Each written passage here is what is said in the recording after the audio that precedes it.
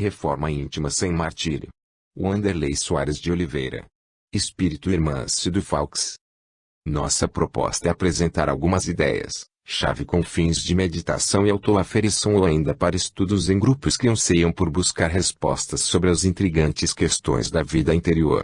Se não entendermos realmente a razão de nossas atitudes, não reuniremos condições indispensáveis para o serviço renovador de nós próprios. Hermâncio Falks. Angústia da perfeição. Pode alguém, por um proceder impecável na vida atual, transpor todos os graus da escala do aperfeiçoamento e tornar-se espírito puro, sem passar por outros graus intermediários? Não, pois o que o homem julga perfeito longe está da perfeição. Há qualidades que lhes são desconhecidas e incompreensíveis. Poderá ser tão perfeito quanto comporte a sua natureza terrena, mas isso não é a perfeição absoluta. O Livro dos Espíritos, questão 192. Alma querida nos ideais renovadores, é natural que sofras inquietação por nutrires objetivos transformadores. Ante a penúria de teus valores, declara-te sem mérito para receber a ajuda divina perante a extensão de tuas falhas açoitas a consciência com lancinante sentimento de hipocrisia ao repetires os mesmos desvios dos quais já gostarias de não se permitir. Essa é a estrada da perfeição, não te martirizes. Tudo isso é compreensível, parte integrante de quantos se candidatam aos serviços reeducativos de si próprios, portanto, não sejas demasiadamente severo contigo. Sem lástima e sem censura, perdoa-te e prossegue sempre. Confia e trabalha cada vez mais. Por mais causticantes as reações íntimas nos refolhos conscienciais, guarda-te na oração e na confiança e enriquece a tua fé nas pequenas vitórias. A angústia da melhora é impulso para a promoção. O remédio salutar para amenizá-la, é a aceitação incondicional de ti mesmo.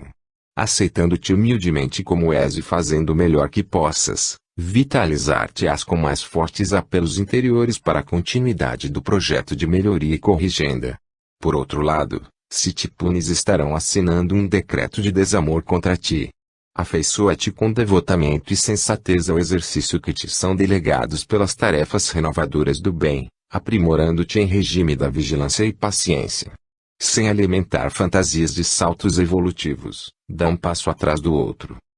Sem ansiar pela grandeza das estrelas, ama-te na condição de singelo pirilampo que esforça por fazer luz na noite escura. Faça as pazes com tuas imperfeições. Descubra tuas qualidades, acredite nelas e coloque-as a serviço de suas metas de crescimento. Essa é a fórmula da verdadeira transformação. O tempo concederá valor e experiência a teus esforços, ajustando teus propósitos aos limites de tuas possibilidades, libertando-te da angústia que provém dos excessos. Caminha um dia após o outro na certeza de que Deus te espera sempre com irrestrito respeito pelas tuas mazelas, guardando o único direito de um Pai zeloso e bom que é a esperança de que amanhã seja melhor que hoje, para a tua própria felicidade. Hermâncio Falks. Prefácio. Uma palavra inspiradora. Porque não faço o bem que quero, mas o mal que não quero se eu faço. Paulo de Tarso, Romanos 7:19. Uma pergunta jamais deverá deixar de ser o centro de nossas cogitações nas vivências espíritas, em que estou melhorando. Ter noções claras sobre as conquistas interiores, mesmo que pouco expressivas, e valoroso núcleo mental de motivação para a continuidade da empreitada da renovação. Por sua vez, não dar valor aos passos amealhados e permitir a expansão do sentimento de impotência menosprezo aos esforços que já temos encetado. Como seria justo, os irmãos na carne poderiam indagar, como adquirir então essa noção clara sobre a posição espiritual de cada um, considerando o tamponamento do cérebro físico. A única postura que nos assegurará a mínima certeza de que algo estamos realizando em favor de nossa ascensão espiritual, na carne ou fora dela, é a continuidade que damos aos projetos de renovação que idealizamos. Os obstáculos serão incessantes até o fim da existência, não nos competindo nutrir expectativas com facilidades, mas sim a coragem e o otimismo indispensáveis para vencer um desafio após o outro. Que a esperança não desfaleça diante desse prognóstico. Nossas conquistas não podem ser edificadas na calmaria. Nossas virtudes não florescerão sem os golpes da dor que dilacerar estas e poda aos espinhos da perfeição. Nossa palavra de ordem é recomeçar, uma palavra inspiradora. Quantas vezes se fizerem necessárias, a nossa grande e única virtude nos áridos campos do aprimoramento íntimo é a capacidade de resistir aos apelos para a queda, jamais desistindo do ideal de libertação que acalentamos, trabalhando mesmo que cansados, servindo mesmo que carentes, estudando mesmo que desmotivados, aprendendo mesmo que sem objetivos definidos. A própria reencarnação é o mecanismo divino do recomeço, da retomada. Justo, portanto, que abracemos amorosamente os compromissos abandonados de outros tempos e aplainemos nossos caminhos tortuosos. Temos o que merecemos e somos aquilo que plasmamos. Em meio ao lodaçal do desânimo nasce o lírio da personalidade tenra que estamos, paulatinamente, cultivando. Sob o peso cruel da angústia, estamos construindo a condição imunizadora do poder mental. Desde que não desistamos, sempre haverá uma chance para a vitória. Prossigamos sem expectativas de angelitude que não temos como alcançar por agora. Não ser o que gostaríamos é o mais alto preço atributado àquele que optou pelos descaminhos do egoísmo. Essa também é a maior tormenta para todos os que almejam a melhoria de si próprio. Nisso reside o drama anterior narrado por Paulo de Tarso, porque não faço o que quero, mas o mal que não quero se eu faço. Não queremos ser mais quem fomos, mas ainda não somos quem queremos ser. Então quem somos? Isso gera uma etapa definida por profunda inaceitação com tudo na vida. Corpo, profissão, relações, afetos e mesmo sucessos do caminho são dramaticamente abalados pela diminuição da alegria e do encanto face a essas provas de ajustamento. Todavia, a lei estabelece a morte do pecado e não do pecador. Para todos é abundante a misericórdia, lei universal da piedade paternal, que assegura-nos, o amor cobre multidão de pecados.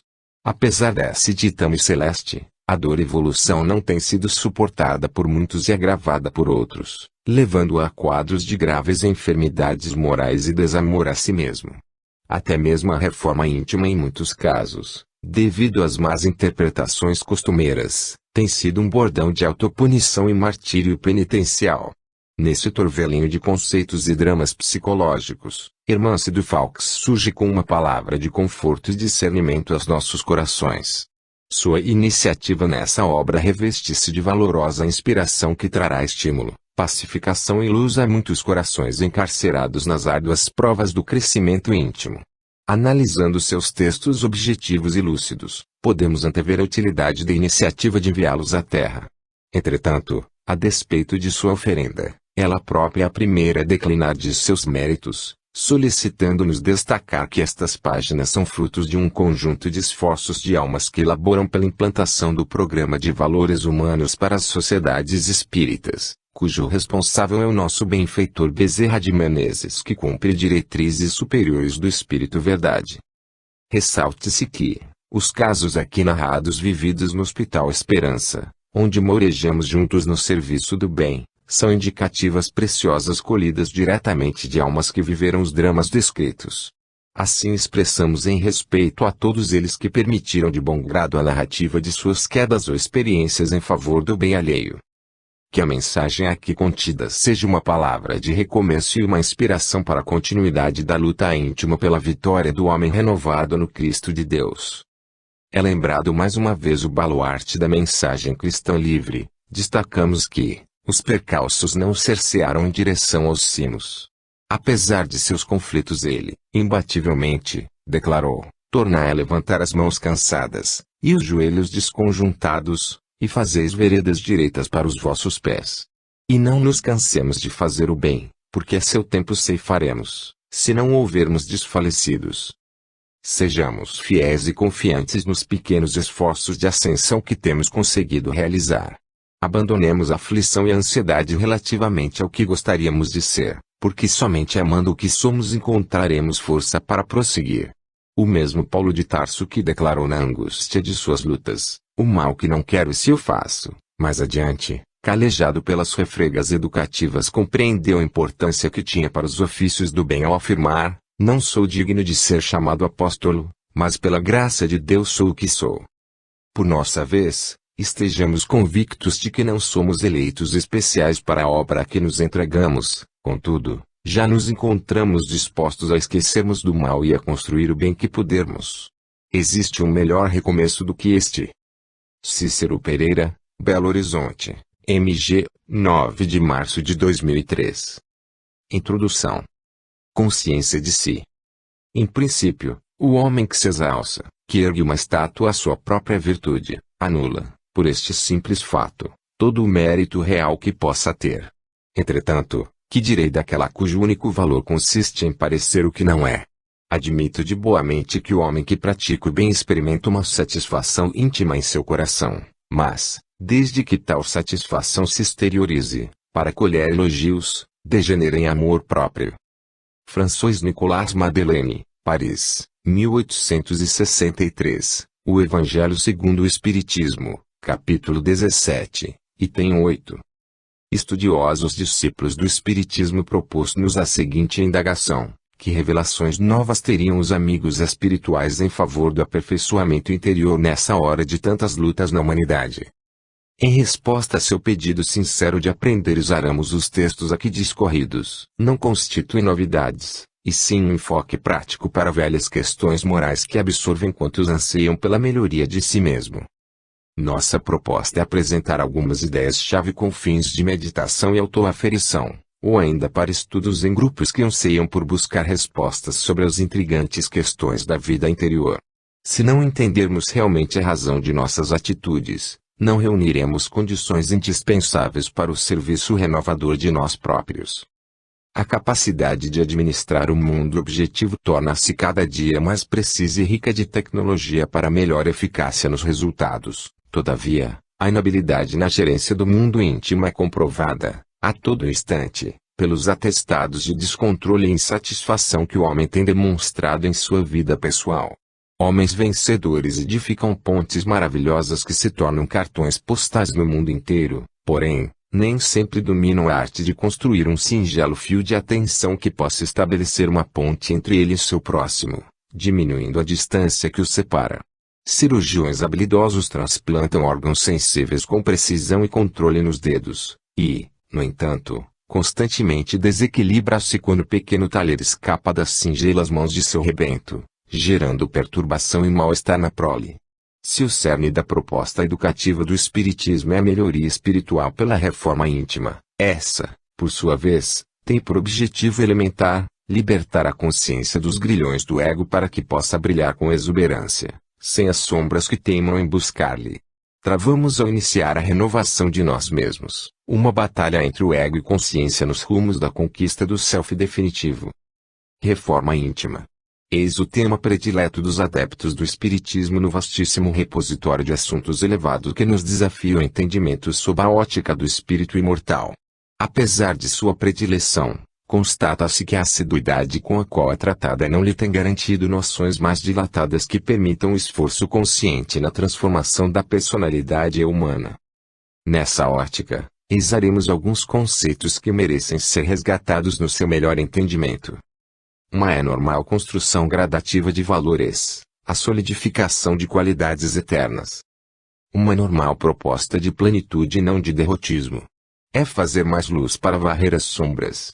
Muitos, porém, acreditam que luz se faz extinguindo as trevas. É a formação do homem de bem. Não se trata de deslocar vícios e colocar virtudes.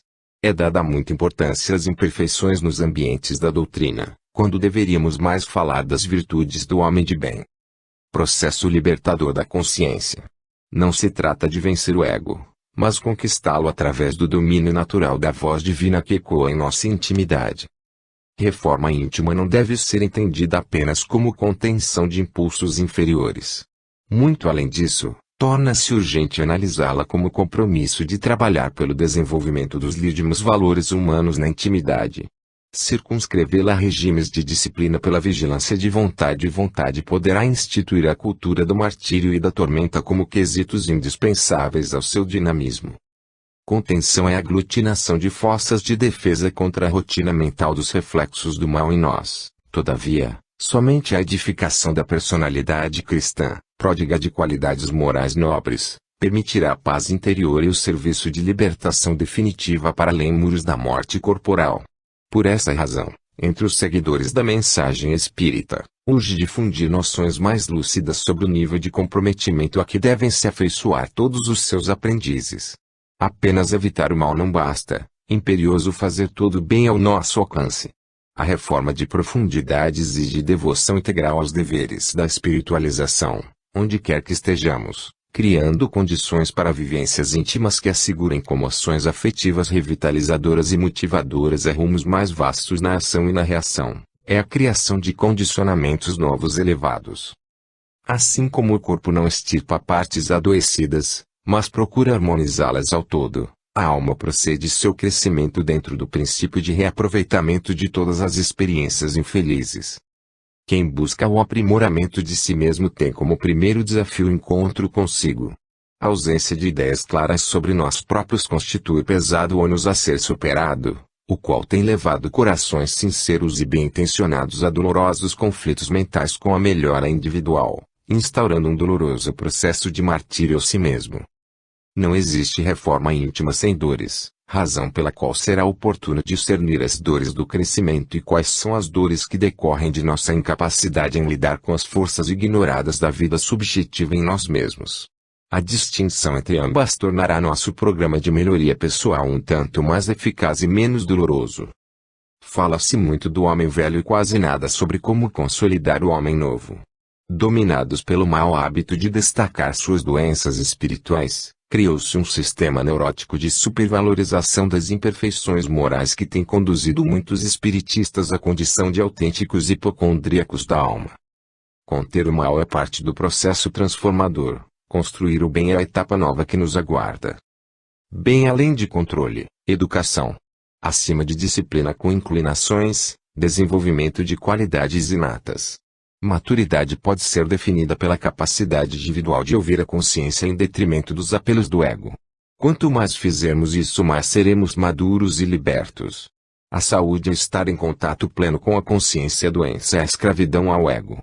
Reformar-se é tomar consciência do si mesmo, da perfeição latente à qual nos destinamos. Em outras palavras, estamos enaltecendo o ato da autoeducação. Foi o notável Jung que afirmou: até onde discernir, o único propósito da existência humana é acender uma luz na escuridão do mero ser. Imperioso que acendamos essa luz, a luz que promana da autocrítica, sem a qual não nos educaremos. Como exercer um juízo crítico honesto sem o conhecimento das artimanhas da velha personalidade que geramos? Senso crítico é, portanto, um dos pilares essenciais para a formação da autoconsciência, o qual nos permitirá desvendar as trilhas em direção aos tesouros divinos incrustados em pleno coração dessa selva de imperfeições, que trazemos dos vivos. Apresentamos nessa obra alguns mapas para devassarmos essa selva com segurança. Rotas para velhos temas morais já conhecidos de todos nós, os espiritistas, mas que nem sempre conseguimos trazê-los para a intimidade no atendimento satisfatório do anseio exuberante que espraia de nossas almas na construção da personalidade nova. De certo, como todo mapa, os caminhos para se atingir o destino são variados e pessoais, conforme a ótica e a escolha de cada qual, e por esse motivo entregamos todas as nossas abordagens com total despretensão quanto a resultados. Todavia, como a peregrinação pelos vales sombrios da nossa intimidade é repleta de imprevistos e ciladas, não abdicamos da palavra clara e sincera, acrescendo alguns exemplos de histórias dolorosas de quantos foram iluminados pela luz da doutrina espírita, sem iluminarem a si próprios com a luz da experiência e da renovação. Jamais moveu-nos a intenção de que nossas considerações, aqui exaradas, pudessem construir um roteiro de orientação ou uma tese didática sobre o tema com o objetivo de traçar normas de conduta. Para nós não ultrapassam a condição de sugestões para diálogo em grupo ou meditações individuais. Nossos textos são um início de conversa, um ponto de partida para que vós outros na Terra empreendam a discussão livre e salutar sobre os caminhos da transformação humana, à luz do espírito imortal. Nosso coração estará sempre onde existirem os colóquios francos e produtivos acerca desse tema. Sem pessimismo algum, mensurar a condição pessoal, sem conhecimento pleno das histórias contidas em nossas fichas reencarnatórias, é, quase sempre, proceder a uma análise míope das condições espirituais autênticas que cercam nosso trajeto nos milênios. Por isso, palpitam muitas ilusões no terreno da nossa luta reencarnatória, na carne ou fora dela. Em princípio, o homem que se exalça, que ergue uma estátua à sua própria virtude, anula, por esse simples fato, todo o mérito real que possa ter. Nossas reflexões destinam-se a uma autoavaliação. Sem uma incursão sincera no mundo de nós próprios, a fim de aquilatar o que somos e não somos, corremos o severo risco de repetir as múltiplas histórias que temos acompanhado por aqui, na vida mortal, na qual o coração bafejado pelas concepções doutrinárias acalenta uma miragem de si para além de suas reais proporções, tendo que se olhar, sem refúgios, no espelho da imortalidade amargando o doloroso processo de desilusão. Buscando nossa inspiração no Evangelho segundo o Espiritismo, repositório ético para a felicidade humana e incomparável manancial de inspiração superior, no qual encontramos inesgotável fonte de instrução e consolo dos bondosos guias da verdade, em favor dos roteiros dos homens ante suas provas e expiações. Consideremo-lo como sendo um receituário moral para todas as necessidades humanas na Terra. Entregamos nossos apontamentos com alegria aos leitores e amigos, esperançosa de que a celeste misericórdia multiplique nossas migalhas de amor, saciando a fome da alma com bênçãos de paz e estímulo na aquisição da consciência de si. Atenciosamente, Hermâncio Falks. Belo Horizonte, MG, 16 de fevereiro de 2003. 1. Dores do martírio. Não consiste a virtude em assumir de severo e lúgubre aspecto, em repetirdes os prazeres que as vossas condições humanas vos permitam. Não imaginais, portanto, que para viverdes em comunicação constante conosco, para viverdes sob as vistas do Senhor, seja preciso vos silencieis e cobrais de cinzas. Um Espírito Protetor, Bordeus, 1863, O Evangelho segundo o Espiritismo, capítulo 17. Item 10.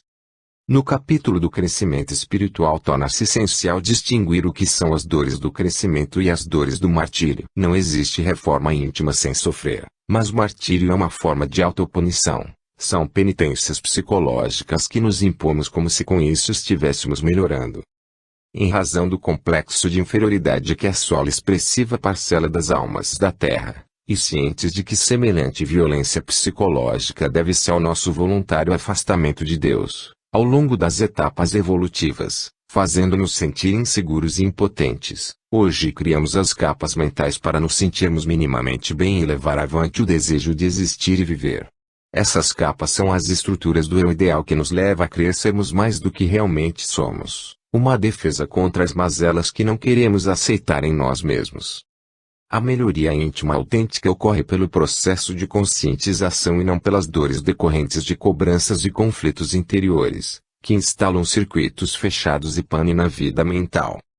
Sem dúvida, todos sofremos para crescer. Martírio, no entanto, é o excesso que nasce da incapacidade de gerir com equilíbrio o mundo emotivo, assumindo proporções e facetas diversificadas conforme o temperamento e as necessidades de cada qual. Não o confundamos também com sacrifício, ato que ocasiona dores intensas com o objetivo de alcançar alguma meta ou superar alguma dificuldade.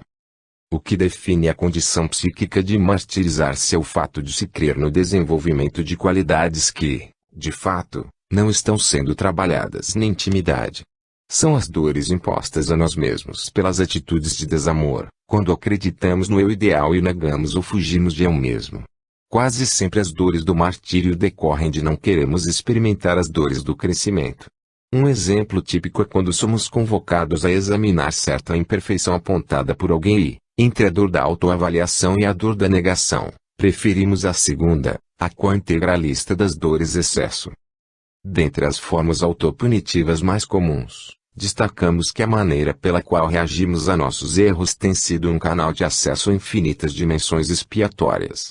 Muitos corações transformam o erro e a insatisfação com suas experiências em quedas lamentáveis e irrecuperáveis, quando a escola da vida é um gesto de sabedoria e complacência convidando-nos sempre a reerguer e recomeçar, perante todos os insucessos do caminho. Quando digo assim, não posso mais falhar, será mais difícil a conquista de si. Dessa forma começamos a conhecer os grandes inimigos do auto-amor no nosso íntimo. Um deles é o perfeccionismo, uma das fontes de martírio que costuma dizimar a energia de muitos aprendizes da espiritualização. Querendo se transformar, partem para um processo de auto-inaceitação e de autorreprovação muito cruéis, inclinando-se para a condenação. A questão não é de lutar contra nós, é sim conquistar essa parte enfermo, recuperá-la, e isso jamais conseguiremos se não aprendermos a amar a esse nosso lado doente. Essa forma inadequada de reagir a nossos erros abre porta para muitas consequências graves, e às vezes maiores que o próprio erro em si, tais como estado íntimo de desconforto e desassossego quase permanente, torturante sensação de perda de controle sobre a existência, baixa tolerância à frustração, ansiedade de origem ignorada, medos incontroláveis de situações irreais, irritações sem motivos claros, angústia perante o porvir com aflições e sofrimento por antecipação, excesso de imaginação ante fatos corriqueiros da vida, descrença no espaço de mudança e nas tarefas doutrinárias, mau humor, decisões infelizes no clima emotivo de confusão mental, intenso desgaste energético decorrente de conflitos, desânimo, são algumas dores do martírio. Quando permanecem prolongadamente, esses estados psicológicos configuram uma auto-obsessão que pode atingir o campo do vampirismo e de ilimitadas doenças físicas. Poder-se-ia indagar a origem mais profunda de tantas lutas e teríamos que vagar por um leque de alternativas tão amplo quanto são as individualidades. Todavia, para nossos propósitos desse momento, convém-nos refletir sobre uma das mais pertinentes atitudes que tem levado os discípulos espíritas aos sofrimentos voluntários com o seu processo de interiorização. Sejamos claros e sem subterfúgios para o nosso bem.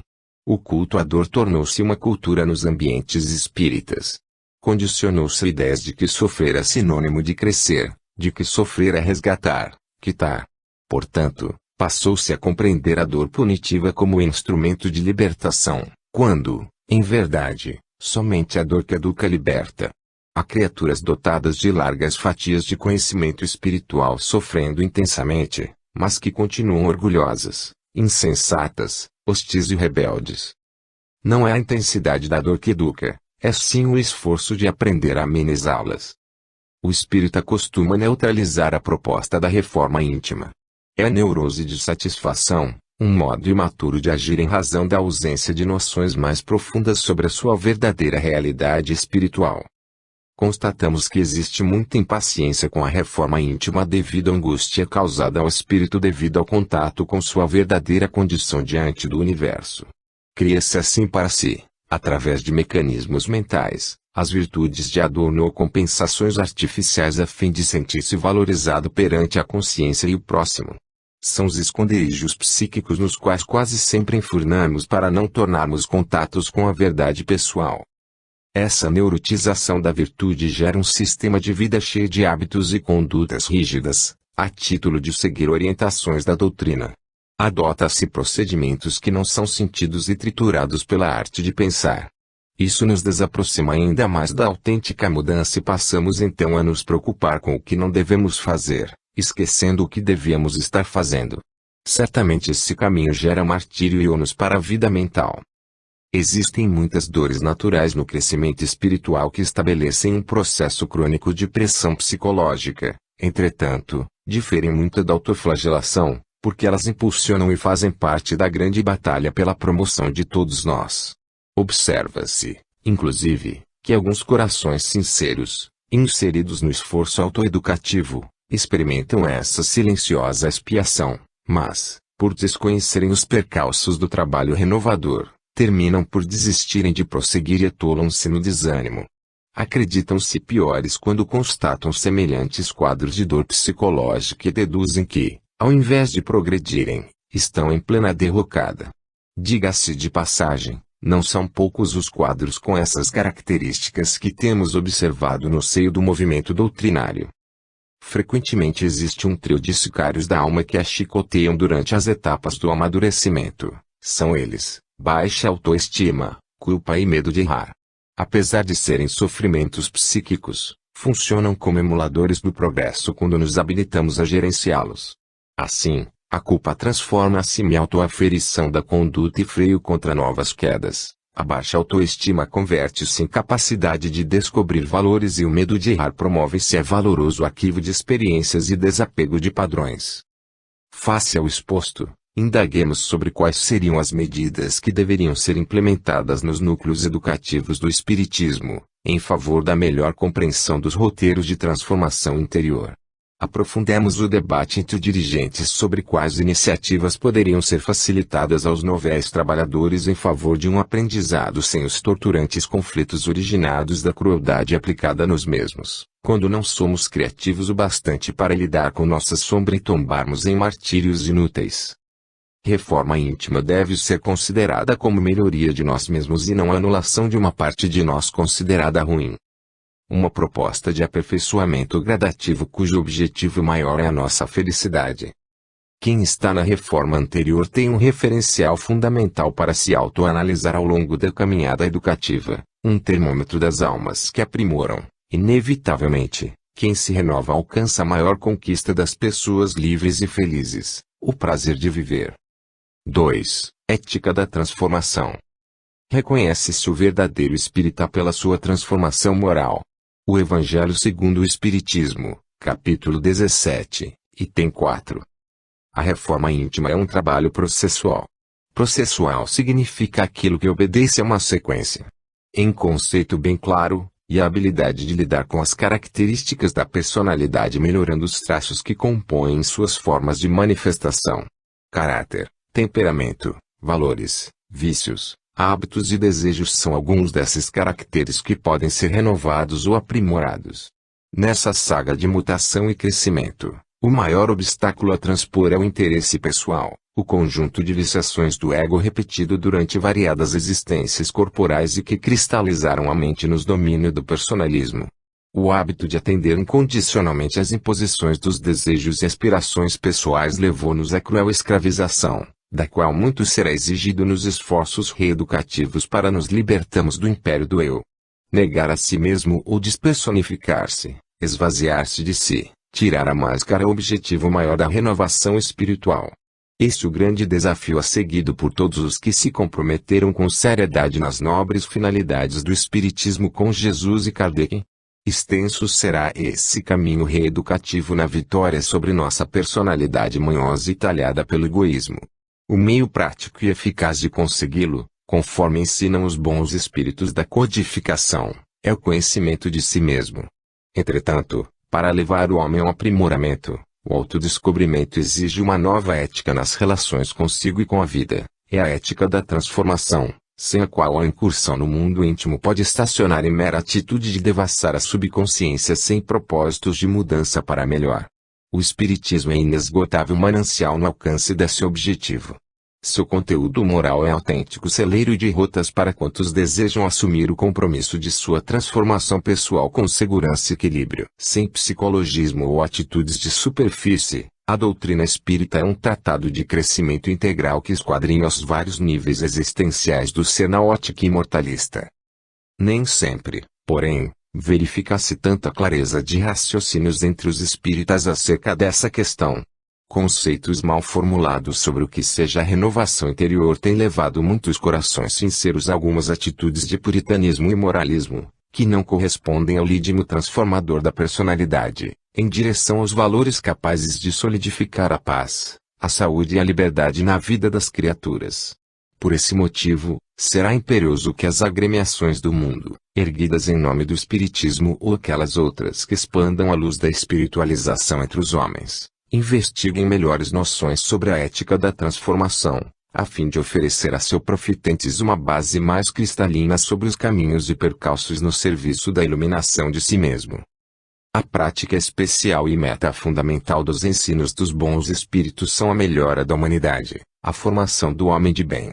O Espiritismo, em verdade, está nos elos que criamos, uns com os outros, e que passam a fazer parte da personalidade nova que estamos esculpindo com o buril da educação. Os ritos ou práticas doutrinárias são recursos didáticos para o aprendizado do amor, finalidade maior de nossa causa. Na falta do amor, as práticas perdem seu sentido divino e primordial. Em face dessas reflexões, evidencia-se a urgência da edificação de laços de afetos nos grupamentos humanos, no intuito de fixarmos na intimidade as mensagens do Evangelho e do bem universal. Afeto é a seiva vitalizadora dos processos relacionais e o construtor de sentidos nobres para a existência dos homens. O autoconhecimento, através das luzes de imortalidade que se espera dos fundamentos espíritas, é um mapa de como chegar ao eu verdadeiro, a consciência. Todavia, essa viagem não pode ser feita somente com um mapa, necessita de suprimentos morais preventivos e fortalecedores, necessita de uma ética de paz consigo próprio. Somente se conhecer não basta, é necessário um intenso labor de autoaceitação para não cairmos nas garras de perigosas ameaças nessa viagem de retorno a Deus, cujas mais conhecidas são a culpa, a autopunição e a baixa autoestima, as quais estabelecem o clima psicológico do martírio. É preciso uma ética que assegure a transformação pessoal, um resultado libertador de saúde e harmonia interior. Tomar posse da verdade sobre si mesmo é um ato muito doloroso para a maioria das criaturas. À guisa de sugestões maleáveis, consideremos alguns comportamentos que serão efetivos roteiros de combate, vigília e treinamento para a instauração das linhas éticas no processo autotransformador. Postura de aprendiz, jamais perder o vistoso interesse em buscar o novo, o desconhecido. Sempre há algo para aprender e conceitos a reciclar. A postura de aprendiz se traduz no ato da curiosidade incessante, que brota da alma como sendo a sede de entender o universo e nossa parte densa dos ritmos cósmicos. Romper os preconceitos e fugir do estado doentio da autossuficiência. Observação de si mesmo, é o estudo atento de nosso mundo subjetivo, o conhecimento das nossas emoções, o não julgamento e a autoavaliação constante. Tendemos a avaliar o próximo e esquecer o serviço que nos compete. No entanto, relembremos que perante a imortalidade só responderemos por nós, no que tange ao serviço de edificação dos princípios do bem na intimidade. Renúncia. A mudança íntima exige uma seletividade social dos ambientes e costumes, em razão dos estímulos que produzem reflexos no mundo mental. No entanto, a renúncia deve ampliar-se também ao terreno das opiniões pessoais e valores institucionais para os quais, frequentemente, o orgulho nos ilude. Aceitação da sombra. Sem aceitação da nossa realidade presente, poderemos instaurar um regime de cobranças injustas e intermináveis conosco e posteriormente com os outros. A mudança para melhor não implica em destruir o que fomos, mas dar nova direção e maior aproveitamento a tudo que conquistamos, inclusive nossos erros. Autoperdão. A aceitação, para ser plena, precisa do perdão. Recomeço é a palavra de ordem nos serviços de transformação pessoal. Sem ela o sofrimento e a flagelação poderão estipular provas dolorosas para a alma. É uma postura de perdão às faltas que cometemos, mas que gostaríamos de não cometer mais. Cumplicidade com a decisão de crescer. O objetivo da renovação espiritual é gradativo e exige devoção. Não é serviço para fim de semana durante a nossa presença às tarefas do bem, mas serviço continuado a cada instante da nossa vida, onde estivermos. Somente assumindo com muita seriedade esse desafio levaremos avante. Imprescindível a atitude de comprometimento com a meta de crescimento que assumimos. Somos egressos de experiências frustradas no desafio do aperfeiçoamento pessoal, portanto, muito facilmente somos atraídos para ilusões variadas. Somente com muita severidade e muita disciplina construiremos o homem novo e almejado. Vigilância, e atitude de cuidar da vida mental. Cultivar o hábito de higiene dos pensamentos, da meditação no conhecimento de si, da absorção de nutrição mental digna nas boas leituras, conversas, diversões e ações sociais. Vigilância é a postura da mente alerta, ativa, sempre voltada a ideais enriquecedores. Oração é a terapia da mente. Sem oração dificilmente recolheremos os germes divinos do bem que constituem as correntes de energia superior da vida. Através dela, igualmente, despertamos na intimidade forças nobres que se encontram adormecidas ou sufocadas pelos nossos descuidos de cada dia. Tolerância. Toda a evolução é concretizada na tolerância. Deus é a tolerância. Há tempo para tudo e tudo tem seu momento. Os objetivos da melhoria requerem essa complacência conosco para que haja mais resultados satisfatórios. Complacência não significa conivência ou conformismo, mas caridade com nossos esforços. Amor incondicional. Aprender o auto-amor é o maior desafio de quem assume o compromisso da reforma íntima, porque a tendência humana é desgostar de sua história de evolução. Quem toma consciência do ponto em que se encontra ante os estatutos universais da lei divina. Sem auto-amor, a reforma íntima reduz-se à tortura íntima. Aprender a gostar de si mesmo, independente do que fizemos no passado e do que queremos ser no futuro, é estima a si próprio, o estado interior de júbilo com nosso retorno lento, porém gradativo, para uma identificação plena com o Pai. Socialização. Seu interesse pessoal é o grande adversário de nosso progresso. Então a ação em grupos de educação espiritual será excelente meditação contra o personalismo e a vaidade. Destaquemos assim o valor das tarefas doutrinárias regadas de afetividade e siso moral. São treinamentos na aquisição de novos impulsos. Caridade. Se socializar pode imprimir novos impulsos e reflexões no terreno da vida mental. A caridade é a dínamo de sentimentos nobres que secundaram o processo socializador, levando-o ao nível de abençoada escola do afeto e revitalização dos ensinamentos espíritas. Conviveremos bem com os outros na proporção em que estivermos bem conosco mesmo. A adoção de uma ética de paz, no transcorrer da metamorfose de nós próprios, será medida salutar no alcance das metas que almejamos, ao tempo em que constituirá a garantia de bem-estar e motivação para a continuidade do processo. O exercício de negar a si mesmo não inclui o descuido ou o descrédito pessoal, confundindo a sombra que precisamos reciclar com necessidades pessoais que não devemos desprezar, para o bem-estar e equilíbrio. Cuidemos apenas de atrelar essas necessidades de conformidade com os novos rumos que escolhemos. Fazemos essa menção porque muitos corações queridos do ideal supõem que reformar é negar ou mesmo castigar a si, quando o objetivo do projeto de mudança espiritual é tornar o homem mais feliz e integrado à sua divina tarefa perante a vida.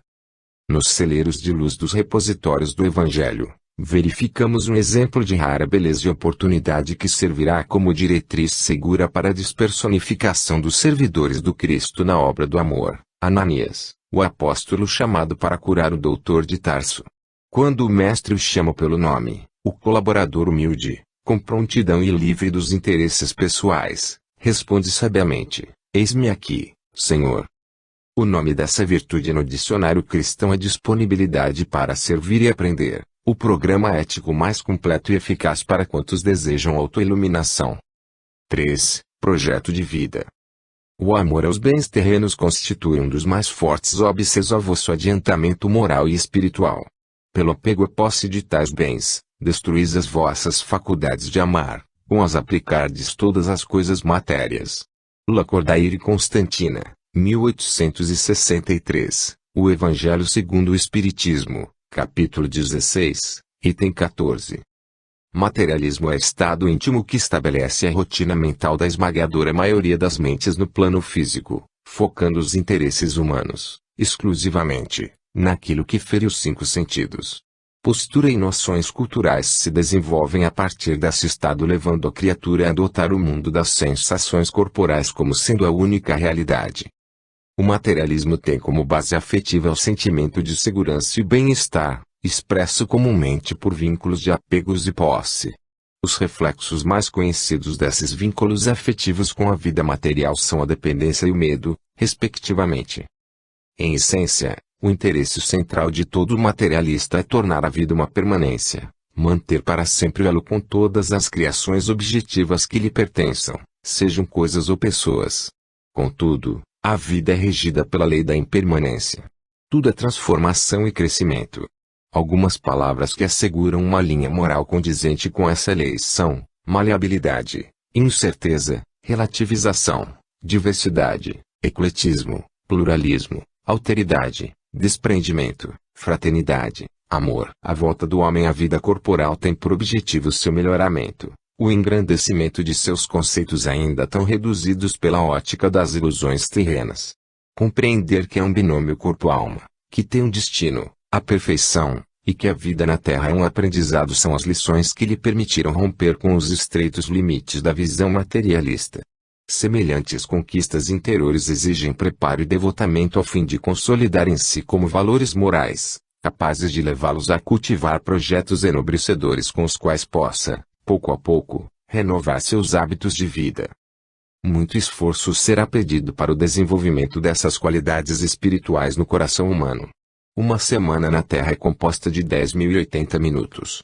Tomando por base 90 minutos como tempo habitual de uma atividade espiritual voltada para a aquisição de noções elevadas, e ainda levando em conta que raramente alguém ultrapassa o limite de 2 ou 3 reuniões semanais, encontramos um coeficiente de no máximo 270 minutos de preparo para implementação da renovação mental, ou seja, pouco menos de 3% do volume de tempo de uma semana inteira.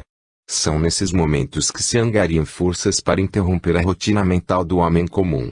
Por isso necessitamos tanto das tarefas espirituais para fixar valores, desenvolver novos hábitos e alimentar a mente de novas forças, tendo em vista a espiritualização a qual todos devemos buscar em favor da felicidade e da paz.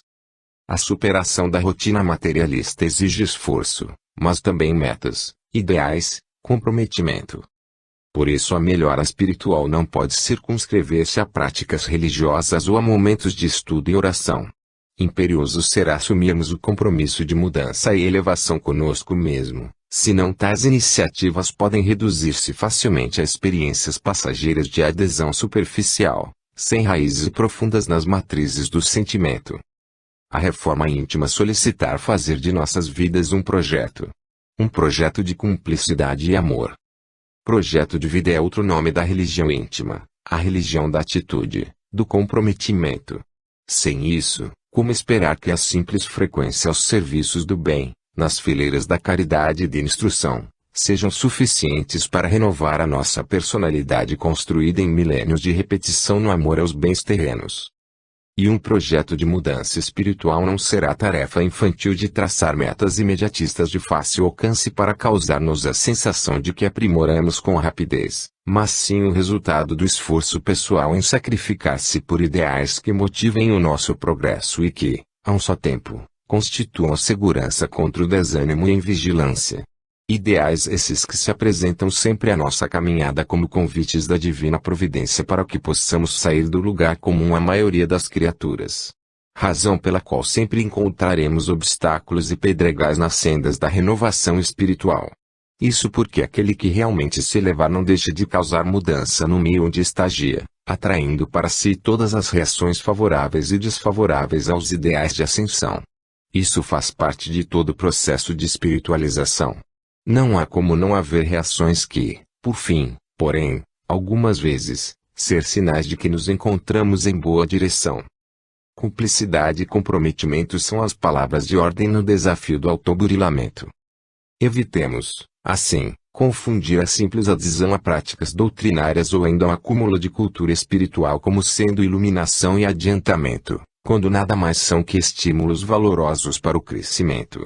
Lembremos que só terão valor real, na nossa libertação, se deles soubermos extrair a parte essencial que nos compete interiorizar no fortalecimento de nosso projeto de vida no bem. Lacordaire é muito lúcido ao afirmar que destruímos as faculdades de amar quando as reduzimos aos bens materiais. O cultivo da paixão ao adiantamento espiritual é a solução para todos os problemas da humanidade terrena, e o único caminho para um mundo melhor. Quando aprendemos isso, verificamos que a existência, mesmo que salpicada de problemas e dores, tem luz e vida porque plantamos na intimidade a semente imperecível do idealismo superior, o qual ninguém pode nos roubar. 4. O que procede do coração. Escutai e compreendei bem isto, não é o que entra na boca que macula o homem, o que sai da boca do homem é que o macula. O que sai da boca procede do coração e é o que torna impuro o homem. Mateus 15:11, o Evangelho segundo o Espiritismo, capítulo 8, item 8. Dentre os velhos inimigos a burilar na caminhada educativa, as tendências que assinalam nosso estágio de aprendizado espiritual constituem fortes impulsos da alma que desviam o ser de seu trajeto natural na aquisição das virtudes. Tendências são inclinações, pendores que determinam algumas características comportamentais da personalidade. Muitas delas foram adquiridas em várias etapas reencarnatórias e sedimentam o sistema de valores, com o qual a criatura faz suas escolhas na rotina da existência. Entre essas inclinações, vamos encontrar a adoração exterior como sendo hábito profundamente arraigado na mente, determinando forte vocação para a ritualização, o místico e a valorização de tradições religiosas, através da qual o homem faz seu encontro com Deus. Muito natural que nos dias atuais as manifestações exteriores em relação à divindade prevaleçam na humanidade terrena, considerando que o seu trajeto espiritual se encontra bem mais perto da animalidade que da angelitude. Nesse sentido, é interessante analisar que, mesmo nas fileiras da doutrina da fé raciocinada, encontra-se a maioria de seus adeptos engalfinhados em vigorosas reminiscências que fizeram parte das movimentações da alma nas vivências das religiões tradicionais.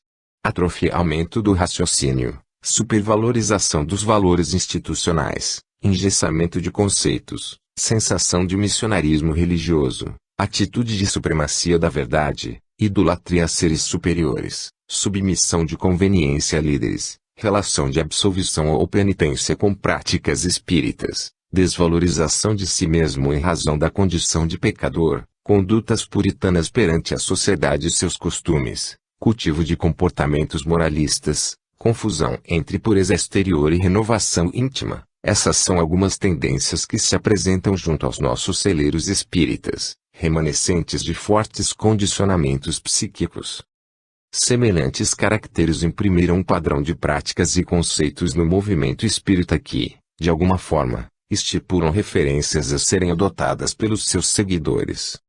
Com todo respeito à fraternidade, necessitamos urgentemente ter a coragem de avaliar com sinceridade as influências éticas perniciosas dessas tendências no quadro de nossas vivências espiritistas.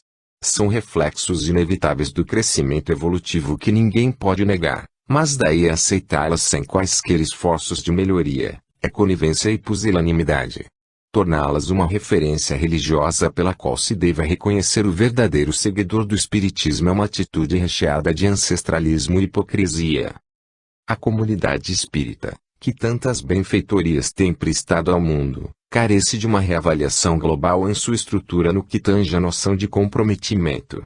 Convém que os líderes mais sensibilizados instiguem a formação da cultura da franqueza com fraternidade e clareza, no intuito de estabelecer uma oxigenação na sementeira para obtenção de mais qualidades nos frutos.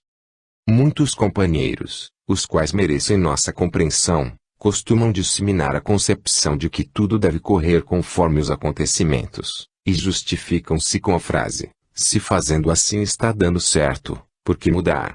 Em verdade, o que deveríamos pensar é, se fazendo assim estamos colhendo algo, então quanto não colheríamos se fizéssemos melhor, se nos abríssemos às renovações que a hora reclama. Há uma acomodação lamentável que precisa ser aferida. A noção espírita de comprometimento foi assintosamente assaltada pelas velhas tendências de conseguir o máximo fazendo o mínimo. É a devoção exterior, a influência marcante da personalidade impregnada de religiosismo estéril querendo tomar conta da cabeça e do coração daqueles que estão sendo chamados a novos e mais altaneiros compromissos, na espiritualização de si mesmo e da comunidade onde floresceram. Frágil padrão de validação da conduta espírita tem tomado conta dos costumes entre os idealistas. Enraizou-se o axioma espírita faz isso e não faz aquilo que tenta enquadrar o valor das ações em estereótipos de insustentável bom senso.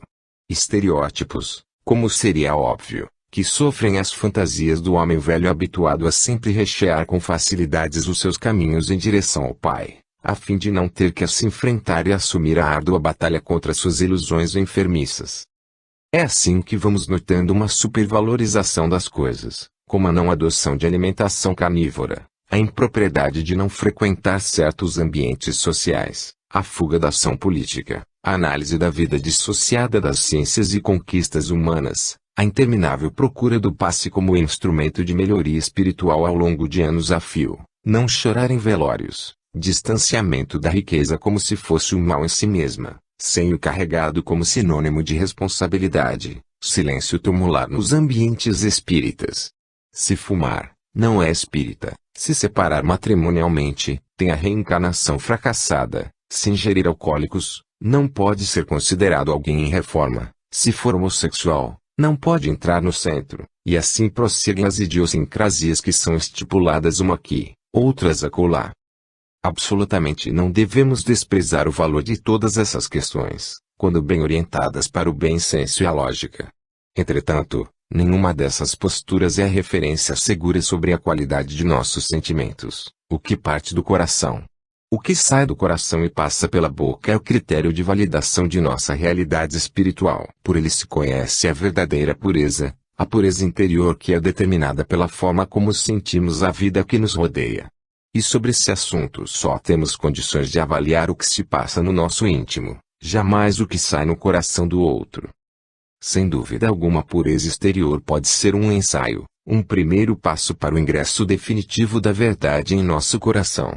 Todavia, amigos de ideal, pensemos se não estamos passando tempo demais na confortável zona do desculpismo, desejosos de facilitar para a consciência nossa noção sobre o que é ser espírita. Quem muito recebeu, muito será pedido.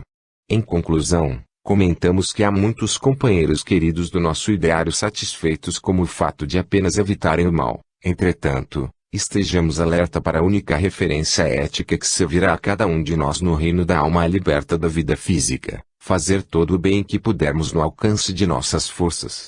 Fora isso, somente trabalhando por uma imensa metamorfose nos reinos do coração de onde procedem todos os males.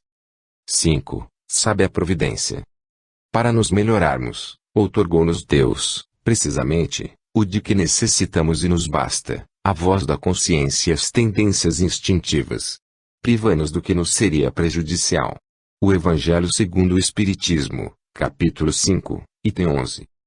A natureza nos leva ao esquecimento do passado exatamente para aprendermos a descobrir em nosso mundo interior as razões profundas de nossos procedimentos, através da análise dos pendores impulsos, interesses e atrações que formam o conjunto de nossas reações denominadas tendências. A natureza nos presenteia com o mecanismo natural do esquecimento para que tenhamos a mínima chance e condição de elaborarmos essa autorreflexão, descobrirmos as motivações que sustentam nossos vícios milenares e conseguirmos a formação de reflexos afetivos novos. Com a presença das recordações claras sobre os acontecimentos pretéritos, a mente estacionaria na vergonha e no remorso, no rancor e na mágoa, sem um campo propício para o recomeço, estabelecendo torvelinhos de desequilíbrio como os dramas que são narrados pelas vias psicográficas da literatura espírita. Agenor Pereira, devotado ceareiro espírita, encontrava-se desalentando com seus progressos na melhoria espiritual. Ansiava por ser alguém mais nobre e não cultivar sentimentos ruins ou permitir-se impulsos que lhe oneravam consciencialmente. Fazia comparações com outros confrades e sentia-se o pior de todos face às vitórias ou ao estado de alegria que demonstravam frente à vida. Pensava ser o mais hipócrita dos espíritas. Angustiava-se com a ideia de ter tanto conhecimento e fazer tão pouco. Desanimado consigo mesmo após um momento de crise, pediu ajuda aos bondosos guias espirituais. Ao anoitecer, fizera uma prece de desabafo apresentando ao Pai o seu cansaço com a reforma interior. Ao sair do corpo físico, foi levado por seu amigo familiar a uma caverna escura e fétida na qual arrastavam-se diversos sofredores no lamaçal psíquico do vício. Agenor teve um súbito desfalecimento e foi então, por sua vez, conduzido ao Hospital Esperança. Após recuperar-se, foi-lhe dada a oportunidade de consultar uma resumida ficha que dava notas sobre suas vivências reencarnatórias, o que passou a ler nos seguintes termos: Agenor Pereira, agora reencarnado, peregrinou nas últimas 6 existências por lamentáveis falências no terreno do sexo e de infidelidade afetiva. Somando-se o tempo, entre encarnações e desencarnações, esse período já conta 600 anos de viciações, desvarios e desenlaces prematuros. Foi retirado da caverna das viciações e amparado por equipes socorristas no Hospital Esperança. Sua tendência prejudicou mulheres honradas, corrompeu autoridades para aprisionar maridos traídos, deixou crianças abandonadas em razão da destruição de suas famílias. Sua insanidade provocou ódio e repulsa, crimes e infelicidade. Face aos zelos que os unem nos tempos, Eurípedes Barçanufo avalizou-lhe o regresso ao corpo físico com a condição de ser a última existência com certas concessões para o crescimento em clima provacional educativo. Sua grande meta existencial nessa última chance será vencer suas tendências aventureiras e imaturas. Conhecer a doutrina espírita, Receberá uma companheira confidente e terá as regalias de um lar em paz. Sua única e essencial vitória será o controle de suas impulsões maléficas, a fim de que seja, em posteriores existências, recambiado ao proscênio dos crimes cometidos na reedificação das almas que prejudicou. Na medida em que Agenor lia a ficha, imagens vivas lhe saltavam do campo mental como se estivesse assistindo às cenas daquilo que fez.